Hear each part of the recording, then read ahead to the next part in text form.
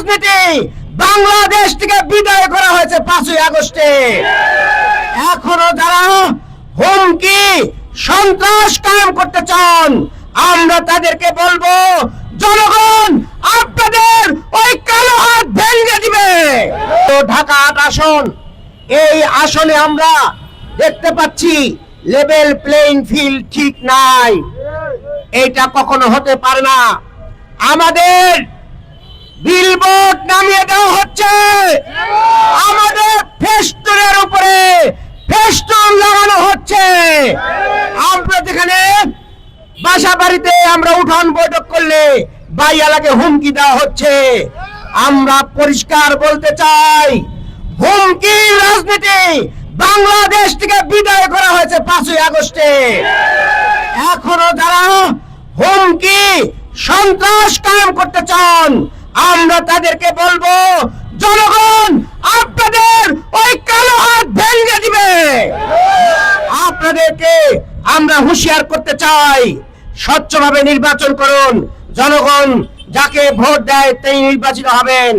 আমরা পরিষ্কার বলবো, সন্ত্রাস করে শেখ হাসিনা টিকতে পারে নাই, আপনারাও টিকতে পারবেন না। আইন শৃঙ্খলার রক্ষাকারী ভাইদেরকে বলবো, আপনারা কারো পক্ষ নেবেন না, জনগণের পক্ষে থাকবেন। না হলে আপনারা লক্ষ্য করেছেন, যারা শেখ হাসিনার পক্ষ নিয়েছিল ওই সকল বাহিনীর অবস্থা কি দাঁড়িয়েছে। আজকে একটা গ্রুপ পালিয়ে গিয়েছে, আর একটা গ্রুপ ওই আয়নাঘরের কারিগরদেরকে আজকে আন্তর্জাতিক ট্রাইব্যুনালে বিচারের মুখোমুখি হতে হচ্ছে।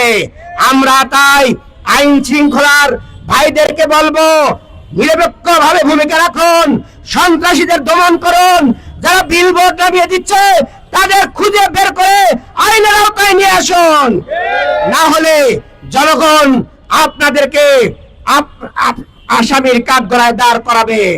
সংগ্রামী ভাই এবং বন্ধুগণ, জনগণকে বলতে চাই, আমাদের শহীদরা, আমাদের আহত পঙ্গুরা নতুন বাংলাদেশ গঠন করার জন্য স্যাক্রিফাইস করেছে।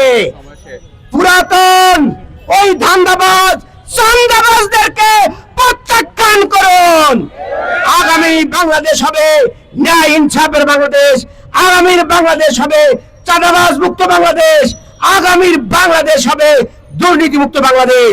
সেই বাংলাদেশ গঠন করার জন্য জামাত ঘোষিত 5 দফা দাবি আদায়ের লক্ষ্যে আমরা দুর্বার আন্দোলন গড়ে তুলি।